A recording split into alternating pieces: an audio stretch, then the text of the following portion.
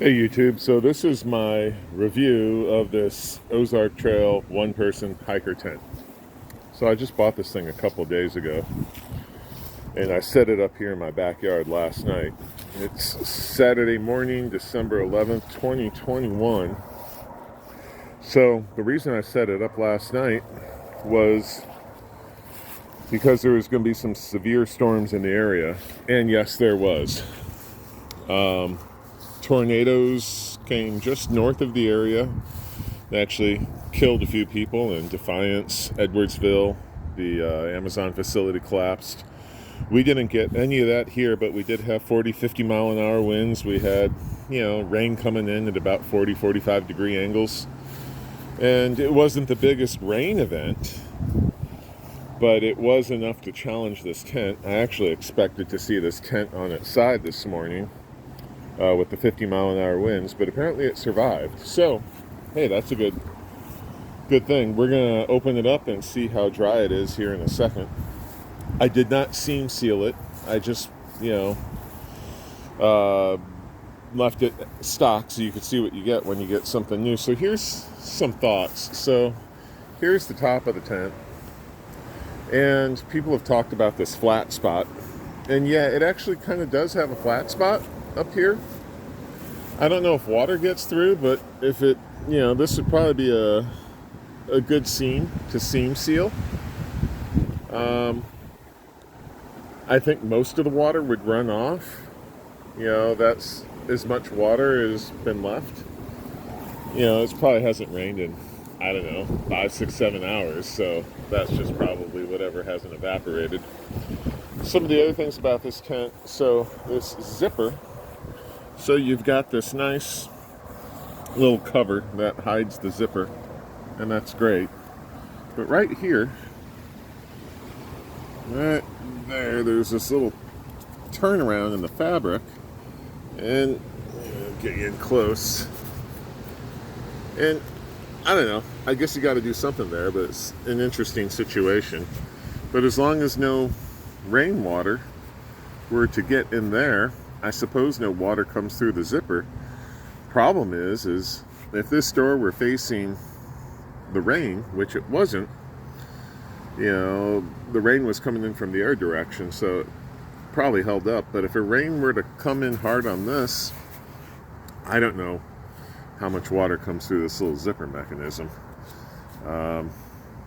It might be able to be fixed with a piece of some sort of really sticky tape just to make some little flashing right there. The other thing that's here's the space between the fly. So it's kind of pulled out, but you could see it's kind of touching there at the bottom, and I do have it staked out pretty tight.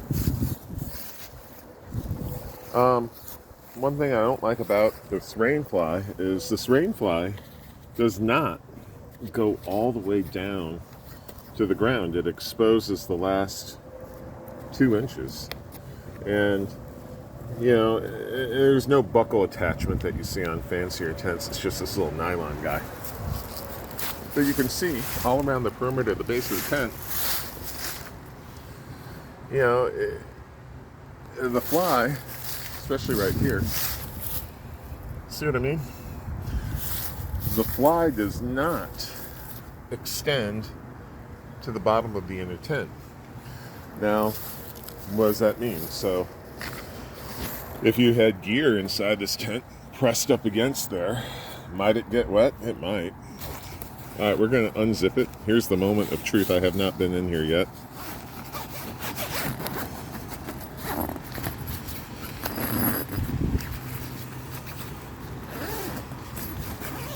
Door unzips easy enough. It's about what you would think. Okay.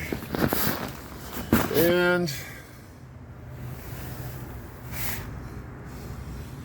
it's about what I thought. It's bone dry in here. Yep. Not even a drop.